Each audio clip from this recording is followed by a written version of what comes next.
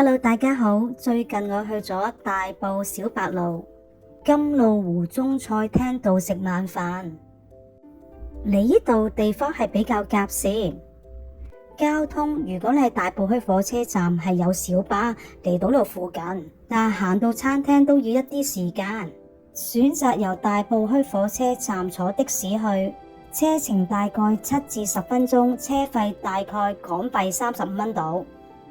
如果揸車去，消費滿300蚊呢，係有2個鐘頭免費泊車，500蚊就有3個鐘頭。去中菜餐食晚飯，逢星期1至5，用匯豐 Visa 卡付款係有8折優惠。如果去中菜餐食晚飯，記住打電話去預約 book 位，因為有時佢禮拜6日呢係有婚宴。呢個中菜廳食飯呢，每位係會收10蚊茶位費，仲有加1服務費。呢度太陽花同埋蘭花都係佢哋自己種。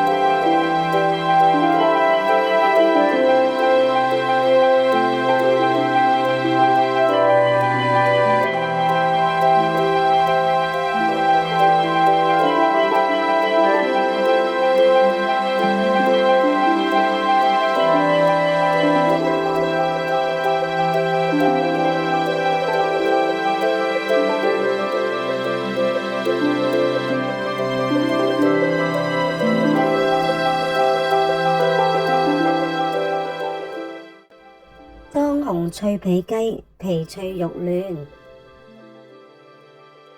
上海分鱈魚，鱈魚嘅皮有啲焦香味同埋脆脆地，又唔會太油，口感好豐富。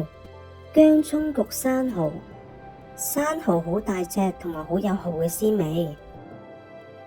酥炸生蠔，外層炸得好鬆脆，蠔肉非常飽滿鮮嫩。松露醬爆花尾等球，黑松露有好濃烈嘅香氣味，配上魚塊，肉質非常鮮甜。生煎黑豚柳餅，蓮藕爽脆，加埋黑豚肉，口感豐富。羊肚菌紅燒豆腐煲，羊肚菌非常爽脆，豆腐又煎得好甘香，加埋醬汁非常惹味。三蔥炒 A4 日本和牛粒，牛柳粒表面焦香脆脆地口感，咬入好鬆化，口感好豐富。鳳梨咕嚕黑豚肉，味道就普通，如果黑豚肉炸得脆口啲更加理想。天婦椒辣子雞，有晒麻辣鮮香味，個雞仲炸得好脆口。金不碗三杯鱈魚，幽香嘅金不碗味，配埋外脆內軟嘅鱈魚，非常惹味。鼎湖上素，材料有草菇、蘑菇、木耳，味道一般。順德炒魚麵，個魚肉麵係全人手製作，非常彈牙好味。